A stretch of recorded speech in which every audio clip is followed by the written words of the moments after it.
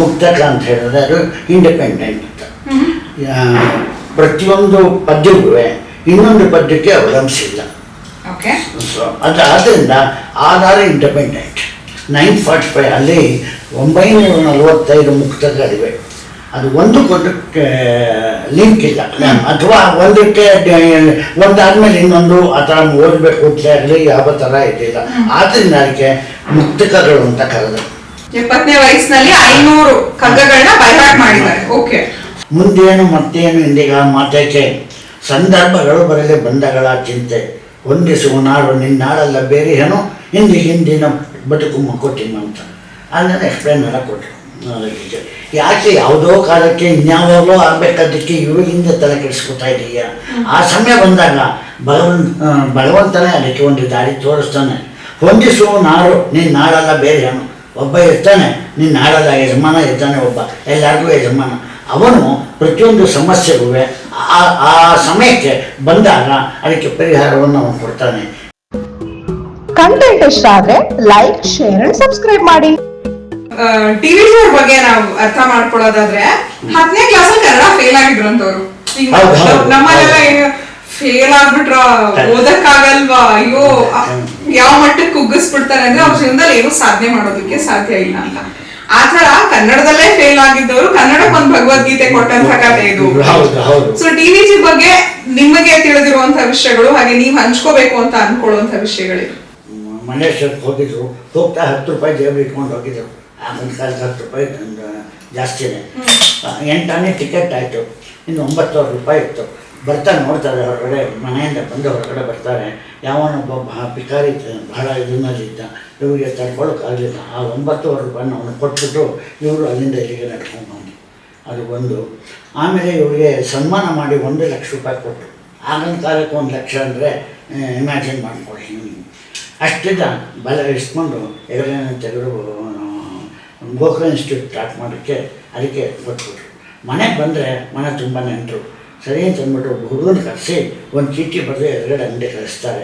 ಮನೆ ತುಂಬ ನೆಂಟರು ಬಂದಿದ್ದಾರೆ, ಕಾಫಿ ಪುಡಿ ಸಾಕ್ತಾರೆ, ಏನೂ ಇಲ್ಲ, ಇದನ್ನು ಕಳಿಸ್ಕೊಡು, ಈಗ ನನ್ನ ಹತ್ರ ದುಡ್ಡಿಲ್ಲ ಅಂತ ಅವ್ರು ಕಳಿಸ್ತಾರೆ. ಅಂಥ ವ್ಯಕ್ತಿತ್ವ ಅವರಿಗೆ. ಇವ್ರನ್ನ ವಿಶ್ವೇಶ್ವರಯ್ಯನವ್ರಿಗೆ ಇವ್ರಿಗೆ ಫೋನ್ ಮಾಡ್ತಾರೆ. ಅವ್ರು ಜೀವಂತರಾಗಿರ್ತಾರೆ ವಿಶ್ವನನ್ನು. ನಾನು ನಿಮ್ಮನ್ನು ನೋಡಬೇಕು ಅಂತ ಇದ್ದೀನಿ, ನಾನು ನಿಮ್ಮ ಮನೆಗೆ ಬರಬೇಕು ಅಂತ ಇದ್ದೀನಿ ಅಂತ. ಅದಕ್ಕೆ ಇವರು ಇಲ್ಲ ನಮ್ಮ ಮನೆಗೆ ನೀವು ಬರಬೇಡಿ ಅಂತ ಹೇಳ್ತಾರೆ ವಿಶ್ವೇಶ್ವರಯ್ಯನಿಗೆ. ಯಾಕೆ ಅಂತ ಹೇಳ್ತಾರೆ, ಇಲ್ಲ ನಿಮಗೆ ನಮ್ಮ ಮನೆ ಸುಟ್ಟಾಗೋದಿಲ್ಲ, ಬೇಡ ಅಂತ ಹೇಳ್ತಾರೆ.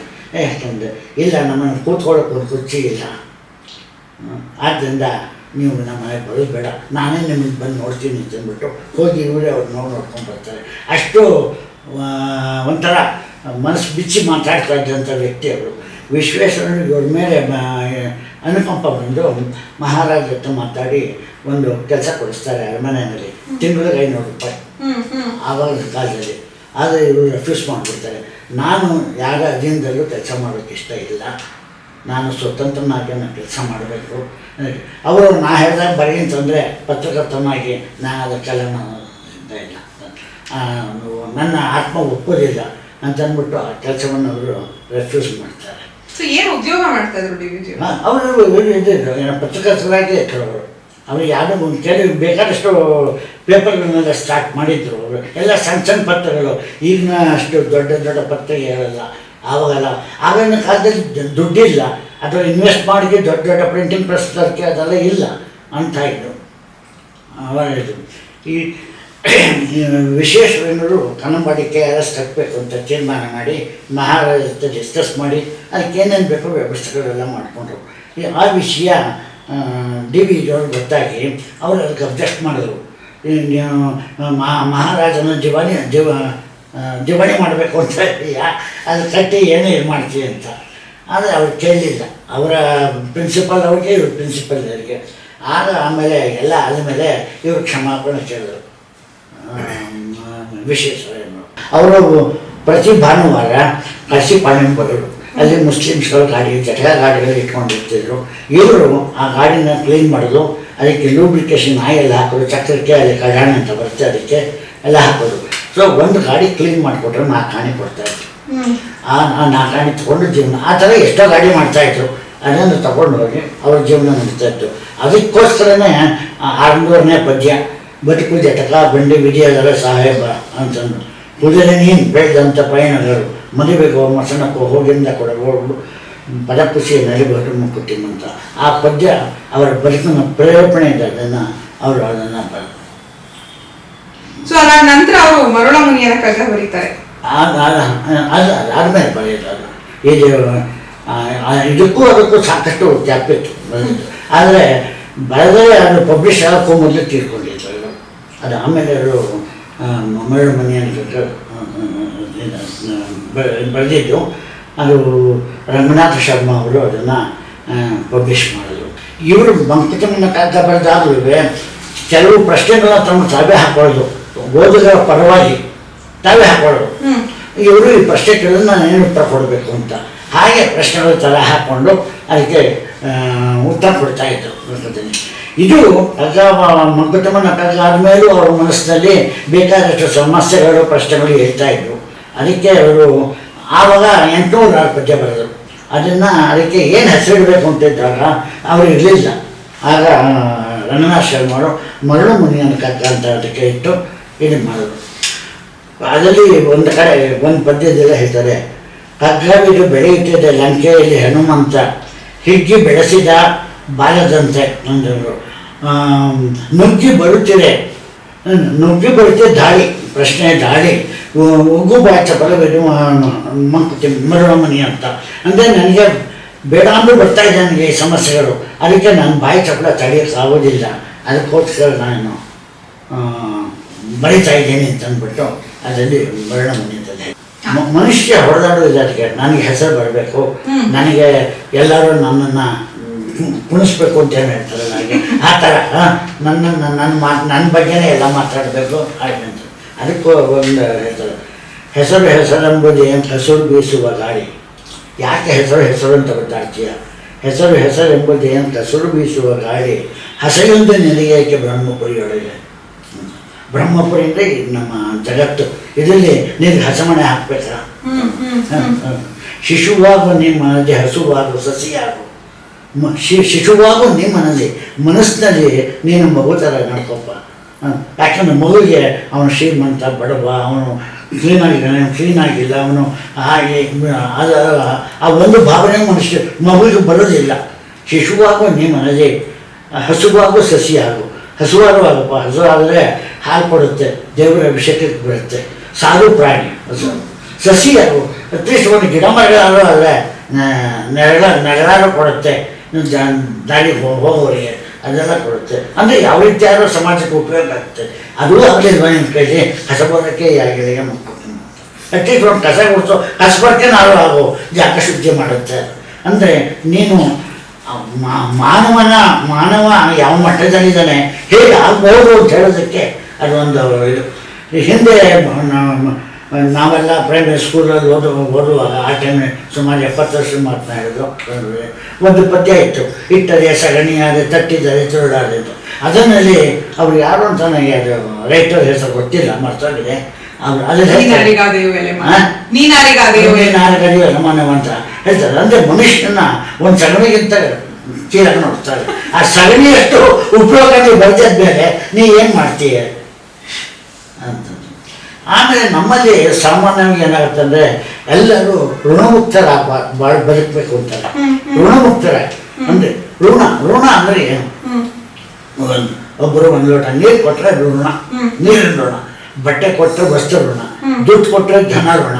ಏನೇ ಕೊಟ್ಟರು ಇಸ್ಕೊಂಡ್ರೆ ತಗೊಂಡ್ರೆ ಅದು ಋಣ ಅಂತ. ಋಣದ ಹೆಡ್ಲೈನ್ನಲ್ಲಿ ಇದು ಋಣ ಅಂದರೆ ಇದು ತಗೊಳ್ಳೋದು, ಇದು ಮಾಡೋದು. ಸೊ ಹೀಗೆ ಹಾಗಾಗಿ ನಾವು ಋಣಮುಕ್ತರಾಗಿರ್ಬೇಕಂತಂದರೆ ಅದಕ್ಕೆ ನಾವು ಸಾಮಾನ್ಯವಾಗಿ ಬಾಯಿನಲ್ಲಿ ಹೇಳಲ್ಲ. ಏನು ಮಾಡಿದರೆ ಅಯ್ಯೋ ನಾವು ಅವ್ರ ಮನೆಗೆ ಹೋಗಿದ್ದಾಗ ಬ್ಲೌಸ್ ಪೀಸ್ ಇಟ್ಟಿದ್ರು, ನಾನು ಒಂದು ಬ್ಲೌಸ್ ಪೀಸ್ ಇಟ್ಬಿಡ್ಬೇಕು. ಇದು ಇಂಡೈರೆಕ್ಟಾಗಿ ಋಣ ಹಾಕಿಸೋದು. ಅದಕ್ಕೆ ಅವರು ಹೇಳ್ತಾರೆ ಋಣಗಳು ಉಂಟು ಎಂತೇನಿತ್ತು, ಅನ್ನ ಋಣ, ವಸ್ತ್ರ ಋಣ, ಧನ ಋಣಗಳನ್ನು ತೀರಿಸಲು ತಕ್ಕು. ಋಣವೊಂದು ಬೇಲಿ ಹುದ್ದು ತೀರಿಸಲು ಕಸಗಡಗು ಹಣದ ಹೊರಗೆ ಜಗಕ್ಕೆ ಮರಳ ಮುನಿ ಅಂತ ಹೇಳ್ತಾರೆ. ಋಣ ಬೇಕಾದಷ್ಟಿದೆ. ಅನ್ನ ಋಣ, ವಸ್ತ್ರಋಣ, ಧನಋಣ ಎಲ್ಲವನ್ನೂ ನೀವು ಅವ್ರನ್ನ ಕರೆದು ಊಟ ಹಾಕಿ ಬಟ್ಟೆ ಕೊಟ್ಟು ದುಡ್ಡು ಕೊಟ್ಟು ಏನು ಮಾಡೋ ಅದೆಲ್ಲ ತೀರಿಸ್ಕೋಬೋದು. ಆದರೆ ಒಂದು ಋಣ ಮಾತ್ರ ನಾವು ಈ ಜನ್ಮದ ತೀರ್ಸೋಕ್ಕಾಗಲ್ಲ. ಏನು ಅಂದರೆ ಹೆಣದ ಹೊರೆಯದ ಜಗಕ್ಕೆ ಮಾಡೋಣ. ಸತ್ತಾಗ ನಮ್ಮನ್ನು ಹೊತ್ಕೊಂಡು ಹೋಗ್ತಾರಲ್ಲ ಅವ್ರ ಋಣ ಮಾತ್ರ ನಾವು ತೀರ್ಸ್ಕೋಬೋದು. ಅದು ಕ್ಯಾರಿ ಓವರ್ ಹಾಗೆ. ಸೊ ಋಣಮುಕ್ತರಾಗೋದು ಕಷ್ಟ. ಸೊ ಇವತ್ತಿಗೆ ಯಂಗ್ಸ್ಟರ್ಸ್ಗೆ ಕಗ್ಗ ಯಾಕೆ ಓದ್ಬೇಕು ಅಂತ ನಿಮ್ಗೆ ಅನ್ಸುತ್ತೆ? ಓದಬೇಕು ಅಂತಂದ್ರೆ ಈಗ ಭಗವದ್ಗೀತೆ ಯಾಕೆ ಓದಬೇಕು ಅಂತಾರೆ? ಹಾಗೆ ಅದು ಭಗವದ್ಗೀತೆ, ಇದರಿಂದ ಕನ್ನಡದ ಭಗವದ್ಗೀತೆ ಅಂತ ಹೇಳ್ತಾರೆ. ಅದು ಕೃಷ್ಣ ಹೇಳಿದ ಭಗವದ್ಗೀತೆ ಭಗವಂತ ಹೇಳ್ದ, ಆದರೆ DVG ಭಗವಂತನಿಗಿಂತ ಹೆಚ್ಚು ಕನ್ನಡದಲ್ಲಿ ಹೇಳಿ ನಮಗೆ ಮಾರ್ಗದರ್ಶನ ಕೊಟ್ಟಿದ್ದಾರೆ. ಈ ಭಗವದ್ಗೀತೆ ಮೇಲೆ ಬೇಕಾದಷ್ಟು ಪುಸ್ತಕಗಳು ಬಂದಿದೆ. ಇವ್ರದ್ದು ಜೀವನ ಧರ್ಮಯೋಗ ಬರೆದಿದ್ದಾರೆ. ಅಷ್ಟು ಸರಳವಾಗಿ ಬೇರೆ ಯಾರ ಕಡೆ ನನಗೆ ತಿಳಿದಾಗೆ ಜೀವನ ಧರ್ಮಯೋಗ ಬಹಳ ಸರಳ ಭಾಷೆಯಲ್ಲಿ ತುಂಬ ಚೆನ್ನಾಗಿ ಬರೆದಿದ್ದಾರೆ. ಪ್ರತಿಯೊಬ್ಬರು ಮನೆಯಲ್ಲಿ ಇರಬೇಕು, ಓದಬೇಕು. ಅದು ಜೀವನ ಧರ್ಮಯೋಗ. ಯಾತ್ರಿಕರು ನಾವು ದಿವ್ಯ ಕ್ಷೇತ್ರವೇ ಲೋಕ, ಸತ್ಯದಲ್ಲಿ ಮನೆಯಿಂದಲೇ ಗೈರ ಉಂಟು.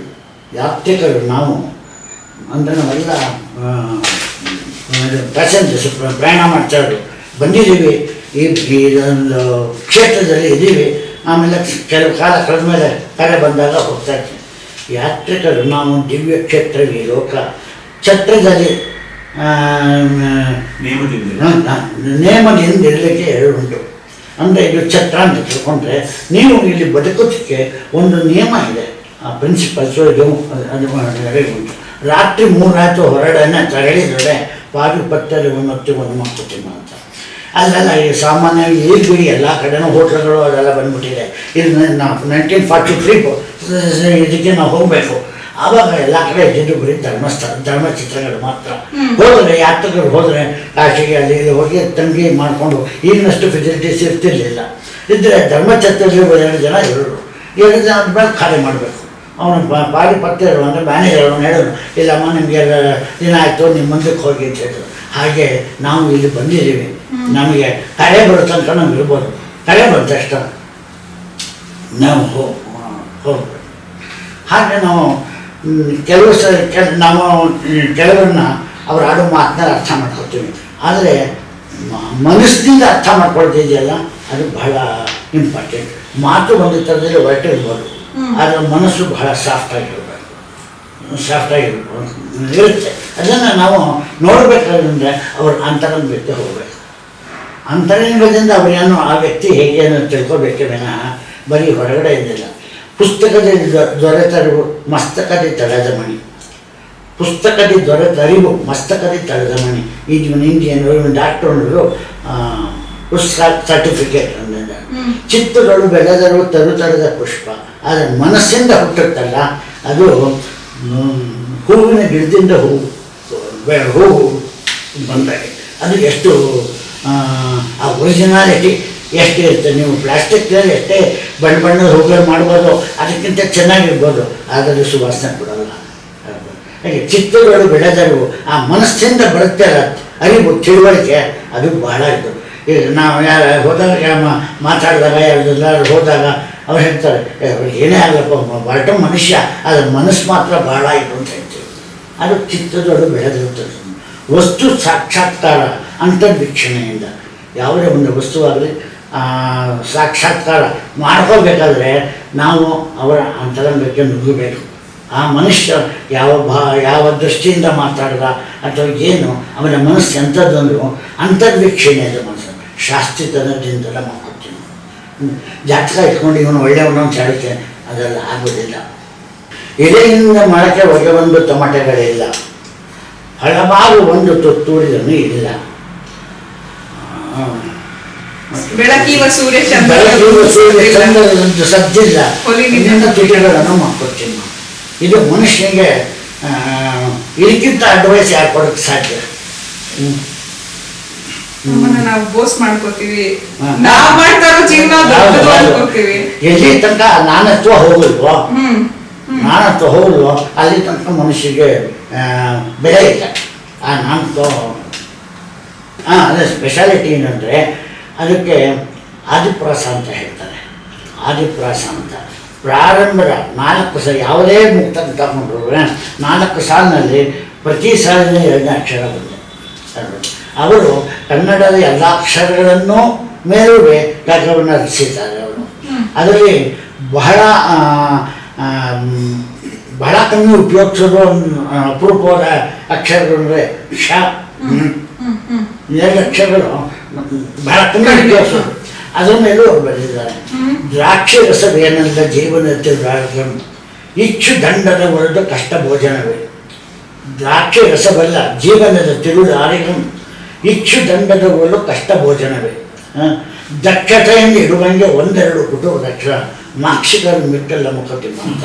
ಅಂದರೆ ಎಲ್ಲ ನೀವು ಹಣ್ಣನ್ನು ಜ್ಯೂಸ್ ಮಾಡಬೇಕು ಅಂದರೆ ಎಲ್ಲ ಸುಲಭವಾಗಿ ಮಾಡುವಂಥದ್ದು ದ್ರಾಕ್ಷಿ. ಅದಕ್ಕೇನು ಸಿಪ್ಪೆ ತೆಗೆಯೋ ಇಲ್ಲ ಏನು ಮಾಡುವ ಇಲ್ಲ, ಸುಮ್ಮನೆ ನೀರು ತೊಳೆದ್ಬಿಟ್ಟು ಮಿಕ್ಸಿಗೆ ಹಾಕೋದು ಇದಾಗುತ್ತೆ. ಹೆಚ್ಚುವಾಗಿ ಮಾಡೋದಿಲ್ಲ ಆ ಥರ. ದ್ರಾಕ್ಷಿ ರಸವೇನಲ್ಲ ಜೀವನದ ತಿರುಳಾಗ. ಈ ಜೀವನ ಅನ್ನೋದು ಈ ಬದುಕಿನ ತಿರುಳಿದೆಯಲ್ಲ ಅದು ದ್ರಾಕ್ಷಿ ರಸದ ಥರ ಅಲ್ಲ. ಇಚ್ಚು ದಂಡದ ಒಂದು ಕಷ್ಟ ಭೋಜನವೇ. ಇಚ್ಚು ದಂಡ ಅಂತ ಕಬ್ಬುನ ತಿನ್ನಬೇಕು ಅಂತಂದ್ರೆ ಸಿಗಬೇಕು, ಇದು ಮಾಡಬೇಕು, ಅದೆಲ್ಲ ತಿನ್ನಬೇಕು ಅಂತಂದರೆ ಎಷ್ಟು ಬಹಳ ಕಷ್ಟ. ಆ ರೀತಿ ಜೀವನ ಅನ್ನೋದು ಜೀವನ ಇರುತ್ತೆ ಅಷ್ಟು ಬಂದರೆ. ಯಾರು ದಕ್ಷತೆಯಿಂದ ಬಹಳ ಎಫಿಷಿಯೆಂಟಾಗಿ ಅವನ ಇರ್ತಂತೆ ಹಲ್ಲೆಲ್ಲ ಗಟ್ಟಿ ಆಗಿದೆ ಎಲ್ಲ ಮಾಡಿದ್ರೆ ಅವನಿಗೆ ಸಿಕ್ಕುಡಿ 2 ಕೊಟ್ಟು ರಸ, 1 ಕಪ್ ರಸ ಸಿಗೋಲ್ಲ ಅದರಲ್ಲಿ. ಅಲ್ಲಿಂದ ಕರೆದಾಗ ದಕ್ಷತೆಯಿಂದ ಇಡುವಂಗೆ 1-2 ಕೊಟ್ಟು ರಸ ಮಾಕ್ಷಿಕರ ಮಿಕ್ಕಲು ಮಕ್ಕಳು. ಮಿಕ್ಕರು ಏನಂತಂದರೆ ಅದನ್ನು ತೆಗೆದು ರಸ ಕೂದು ಉಗುಳ್ಬಿಟ್ಟ ಮೇಲೆ ಅದು ಬಂದು ನೊಣಕ್ಕೆ ಕೂತ್ಕೊಳ್ತೆ ಅಲ್ಲ, ಆ ನೊಣಕ್ಕೆ ಸಿಗೋಷ್ಟು ನೊಣಕ್ಕೇನು ಸಿಗ್ತದೆ. ಅದು ಜೀವನದ ಎಸೆನ್ಸ್ ಏನು ಅಂತನ್ನೋದು. ಇನ್ನು ಇದೊಂದು ಅಜ್ಞಾತವಾದುದಿನ ಅಭಾವವನ ನಾಸ್ತಿಕನು ಅಜ್ಞೇಯವೆಂದರಿಕೆ ಕೈಮೂಲಿಯ ಭಕ್ತ ಜಿಜ್ಞಾಸೆ ಎಂದು ಪರಕಿಸುವಡೆಗೆ ವಿಜ್ಞಾನಿ ಸ್ವಪ್ನಪ್ತಿ ಶೋಧಿ ಮುನಿ ಮುಕ್ತಿಮ ಅಂತ. ಅಜ್ಞಾತವಾದುದನ್ನ ಅಭಾವವೇ ನಾಸ್ತಿಕನು. ಅಜ್ಞಾತ ಅಂದರೆ ಕಾಣದದ್ದು. ಕಾಣದದ್ದನ್ನು ಇದೆ ಅಂತಂದರೆ ನಾಸ್ತಿಕನು ಅವನಿಗೆ ದೇವ್ರ ವಿಧಾನ ಕಣೆಯ ಕಾಣಲ್ಲ ಅಂದರೆ ಒಪ್ಪಲ್ಲ ಅವನು. ನೀನು ನನಗೆ ದೇವ್ರು ತೋರಿಸು ನಾನು ನಂಬ್ತೀನಿ, ಇಲ್ಲ ಅಂದರೆ ನಾನು ನಂಬಲ್ಲ ಅಂತ ಹೇಳ್ತಾನೆ. ಅಜ್ಞೇಯವೆಂದು ಅದಕ್ಕೆ ಕೈ ಮುಗಿಯ ಭಕ್ತ. ಆದರೆ ಭಕ್ತಿಗೆ ಅದೆಲ್ಲ ಬೇಕಾಗಿಲ್ಲ. ಗೋಪುರ ಕಡೆ ಕೈ ಮುಗಿಬಿಟ್ಟು ಹೋಗ್ತಾ ಇರ್ತಾನೆ ನಾನು. ಜಿಜ್ಞಾಸೆ ಎಂದು ಪರೀಕ್ಷಿಸಿದೊಳಗೆ ವಿಜ್ಞಾನಿ. ಆದರೆ ವಿಜ್ಞಾನಿ ಏನು ಹೇಳ್ತಾನೆ, ನಾನು ಇಲ್ಲ ಅಂತ ಹೇಳಲ್ಲ, ಇರಾನೆ ಅಂತ ಹೇಳಲ್ಲ, ಆದರೆ ನಾನು ಸಂಶೋಧನೆ ಮಾಡಬೇಕು ಅಂತಂದು. ಸ್ವಪ್ನಪ್ತ ಶೋಧಿ ಮುನಿ ಮುಕ್ತಿನಿ. ಆದರೆ ಋಷಿಗಳು ಮುನಿಗಳು ಅವರು ತಾವಾಗಿ ಕಂಡ್ಕೋತಾರೆ ಅದನ್ನೆಲ್ಲ, ದೇವರನ್ನ ಮಾಡ್ಕೊಳ್ತಾರೆ. ಇದು ಭಾಷೆ ಬಗ್ಗೆ ಅವ್ರಿಗಿದ್ದಂಥ ಪಾಂಡಿತ್ಯ ತೋರಿಸುತ್ತೆ. ಇದಕ್ಕೆ ಒಂದು ಇದು.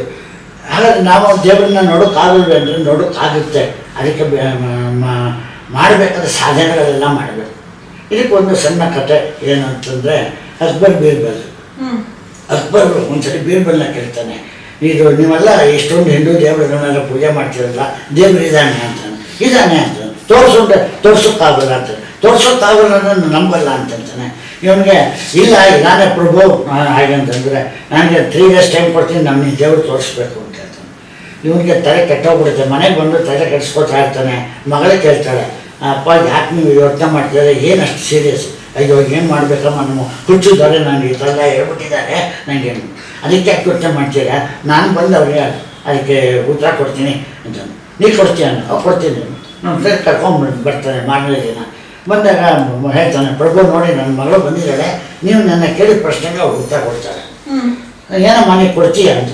ಕೊಡ್ತೀನಿ ಅಂತ ಅಂದ್ಬಿಟ್ಟು ಸಭೆ ಪ್ರಾರಂಭ ಆಗುತ್ತೆ. ಅವನು ಸಿಂಹಾಸನ ಕೂತಿದ್ದಾನೆ, ಕೆಳಗಡೆ ಇದ್ದಾರೆ ಬೀರ್ಬಲ್ ಮಗಳು. ನಿಮ್ಮ ಪ್ರಶ್ನೆ ದೇವರಿದ್ದಾನೆ ಅಂತಂದ. ಹೌದು ದೇವರಿದ್ದಾನೆ, ತೋರಿಸು ಅಂತದೆ. ಸರಿ ತೋರಿಸ್ತೀನಿ ಅಂದ್ಬಿಟ್ಟು 1 ಲೋಟ ಹಾಲು ತಗೊಬನ್ನಿ ಅಂತ. ಹಾಲು ತರಿಸ್ಕೊಡ್ತಾನೆ. ಈ ಹಾಲಿನಲ್ಲಿ ಏನಿದೆ ಅಂತ ಕೇಳ್ತಾಳೆ ಅವಳು. ಅಲ್ಲೇನಿದೆ, ಏನಿಲ್ಲ ಹಾಲು ಅಂತಂತಾಳೆ. ಇಲ್ಲ ನಿಮಗೆ ಮನದಲ್ಲಿ ಬೇಕಾದ್ರೆ ಎಷ್ಟಿದೆ ಅಂತ. ಏನು ಅಂತಾನೆ, ಹಾಲು ಕಾಯಿಸಿ ಹೆಪ್ಪಾಕಿದ್ರೆ ಮೊಸರಾಗುತ್ತೆ, ಮೊಸರನ್ನ ಕಡಿದ್ರೆ ಬೆಣ್ಣೆ ಬರುತ್ತೆ, ಬೆಣ್ಣೆ ಕಾಯಿಸಿ ತುಪ್ಪ ಸಿಗುತ್ತೆ ಅಂತ. ಹೌದು ಅಂತ. ಅಂದರೆ ಹಾಲಿನಲ್ಲಿ ತುಪ್ಪ ಇದೆ ಅಂತ ನಿಮ್ಗೆ ಅರ್ಥವಾಯ್ತಲ್ವ ಅಂತಾನೆ. ಹೌದು ಹಾಲಿನಲ್ಲಿ ತುಪ್ಪ ಆಯಿತು. ಹೋಗಿ ಈಗ ದೇವರು ಏನು ಮಾಡ್ತಾ ಇದ್ದಾನೆ ಹೇಳು ಅಂತಿರ್ತಾನೆ. ನೀವು ಪ್ರಶ್ನೆ ನನ್ನ ಕೇಳ್ತಾ ಇದ್ದೀರಾ, ಆದರೆ ನಾನೇ ನಿಮಗೆ ಉತ್ತರ ಕೊಡಬೇಕು. ಅಂದರೆ ನಾನು ಈಗ ಗುರುಸ್ಥಾನದಲ್ಲಿ ಇದ್ದೀನಿ, ನೀವು ಶಿಷ್ಯ ಸ್ಥಾನದಲ್ಲಿ ಸಿಂಹಾಸನ ಮೇಲೆ ಕೂತ್ಕೊಂಡು ಪ್ರಶ್ನೆ ಕೇಳಿನ ಹೇಳೋಕ್ಕಾಗಲ್ಲ. ನೀವು ಕೆಳಗಡೆ ಬರಬೇಕು, ನಾನು ಸಿಂಹಾಸನ ಮೇಲೆ ಕೂತ್ಕೋಬೇಕು. ಆವಾಗ ನಾನು ಗುರುಸ್ಥಾನ ನನಗೆ, ಶಿಷ್ಯ ಸ್ಥಾನ ನಿಮಗೆ ಅಂತ ಆಯಿತು ಅಂತ ಬರ್ತಾನೆ, ನೀವು ಕೂತ್ಕೋತಾನೆ. ಸರಿ ಹೇಳಿದಾಗ ಭಗವಂತ ಏನು ಮಾಡ್ತಾ ಇದ್ದಾನೆ ದೇವರು ಅಂತ, ಇದೇ ಈಗ ಮಾಡಿದ್ನಲ್ಲ ಅದೇನೆ, ಕೆಳಗೆ ಅವ್ರ ಮೇಲೆ ಕಚ್ಚಿದ್ದಾನೆ, ಮೇಲೆ ಕೆಳಗೆ ಇಳಿಸ್ತಾನೆ, ಅದನ್ನೇ ಅವ್ನು ಮಾಡೋದು. ಈಗ ನಿಮ್ಮ ಪುಸ್ತಕ ನೀವು ಈ 945 ಕಗ್ಗಗಳಿಗೆ ಏನು ವ್ಯಾಖ್ಯಾನ ಬರ್ದಿದ್ದೀರಿ, ಆ ಪುಸ್ತಕ ನಮ್ಗೆ ಎಲ್ಲಿ ಸಿಗತ್ತೆ? ಅದೇ ಹೇಳ್ತಾರೆ, ಈ ಬುಕ್ ಬರ್ಬೇಕಿದೆ. ಸೊ ಈ ಬುಕ್ ನ ಲಿಂಕ್ ಏನಿದೆ ಅದು ನಿಮ್ಗೆ ಡಿಸ್ಕ್ರಿಪ್ಷನ್ ಬಾಕ್ಸ್ ಅಲ್ಲಿ ಸಿಗುತ್ತೆ. ಸೊ ಇಷ್ಟು ವ್ಯಾಖ್ಯಾನ ಕೇಳಿದ್ಮೇಲೆ ಬಹುಶಃ ನಿಮ್ಗೆ ಬೇರೆ ಕಗ್ಗಗಳ ಬಗ್ಗೆ ಕೂಡ ತಿಳ್ಕೋಬೇಕು ಅಂತ ಅನ್ಸಿದ್ರೆ ಅದನ್ನ ಕೇಳೋದು, ಓದೋದು ತುಂಬಾ ಸುಲಭ ಆಗುತ್ತೆ. ಸೊ ಈ ಬುಕ್ ನಿಮ್ಗೆ ಅವೈಲಬಲ್ ಆಗುತ್ತೆ, ಅದು ಡೀಟೇಲ್ಸ್ ನಿಮ್ಗೆ ಡಿಸ್ಕ್ರಿಪ್ಷನ್ ಬಾಕ್ಸ್ ನಲ್ಲಿ ಸಿಗುತ್ತೆ. ಸೊ ಜೀವನ ತುಂಬಾ ಚೆನ್ನಾಗಿ, ತುಂಬಾ ಸರಳವಾಗಿ ಮಾಡೋದು ಹೇಗೆ ಅನ್ನೋದಕ್ಕೆ ಬಹುಶಃ ಕಗ್ಗ ಒಂದು ಎಕ್ಸಾಂಪಲ್ ಆಗಿರ್ಬೋದು. ನೀವು ಪ್ರತಿ ಹಂತದಲ್ಲಿ, ಪ್ರತಿ ವಿಷಯದಲ್ಲಿ, ಪ್ರತಿ ಘಟನೆಯಲ್ಲಿ ಒಂದು ಕಗ್ಗ ಎತ್ಕೊಂಡು ದಿಸ್ ಇನ್ಸಿಡೆಂಟ್ ಸೂಟ್ಸ್, ಪ್ರತಿ ಒಂದು ವಿಷಯಕ್ಕೂ ನೀವು ತಗೊಂಡು ಹೋಗ್ಬೋದು. ಸೊ 100 ವರ್ಷ ಆದ್ರೂ ಬಹುಶಃ ಇದು ಇನ್ನೂ ಹೀಗೆ ಮುಂದುವರಿಯುತ್ತೆ ಅಂತ ಅನ್ಸುತ್ತೆ. The legacy of D V ಗುಂಡಪ್ಪನವ್ರದ ಕೃತಿಗಳೇನಿದೆ. ಸೊ ಇದನ್ನ ಅರ್ಥ ಮಾಡಿಸುವಂತ ಒಂದ್ ಸಣ್ಣ ಪ್ರಯತ್ನ ಇವತ್ತು ಇನ್ಫೋರ್ಟ್ ಹೊನ್ನಡಿನಲ್ಲಿ ನಾವು ಮಾಡ್ತಾ ಇರೋದು. ಈ ತರ ಅವ್ರು ಹೇಳಿದಾಗೆ 900 ಚಿಲ್ಲರೆ ಮಂಕುತಿಮ್ಮನ ಕಗ್ಗ, 600 ಚಿಲ್ಲರೆ ಮರುಳ ಮುನಿಯನ ಕಗ್ಗ, ಜೀವಮಾನ ಬೇಕು ನಾವು ಅದನ್ನ ಓದಿ ಅರ್ಥ ಮಾಡ್ಕೊಂಡು ನಮ್ಮ ಜೀವನಕ್ಕೆ ಅಳವಡಿಸ್ಕೊಂಡು ಬಳಸ್ಕೊಳ್ಳೋದಿಕ್ಕೆ ಅಂತ. ಸೊ ಮಂಕುತಿಮ್ಮನ ಬಗ್ಗೆ ಹಾಗೆ DVG ಅವ್ರ ಬಗ್ಗೆ ಸಾಕಷ್ಟು ಮಾಹಿತಿಯನ್ನ ನಮ್ಮ ವೀಕ್ಷಕರಿಗಾಗಿ ತಂದುಕೊಟ್ಟಿದ್ದಕ್ಕಾಗಿ ನಮ್ಮ ಜೊತೆ ಇದ್ದಂತಹ ಕೇಶವ್ ಮೂರ್ತಿ ಸರ್ ಕಾರ್ಯಕ್ರಮದಲ್ಲಿ ಭಾಗವಹಿಸಿದ್ದಕ್ಕೆ ಧನ್ಯವಾದಗಳು. ನಮಸ್ಕಾರ. ಇವತ್ತಿನ ಸಂಚಿಕೆ ನಿಮ್ಗೆ ಯಾವುದೇ ರೀತಿಯಲ್ಲಿ ಮಾಹಿತಿ ಕೊಟ್ಟಿದ್ರೆ, ಯಾವುದೇ ರೀತಿಯಲ್ಲಿ ಸಹಾಯ ಮಾಡಿದ್ರೆ ಅಲ್ಲಿಗೆ ನಮ್ಮ ಕೆಲಸ ಮುಗ್ದಾಗೆ.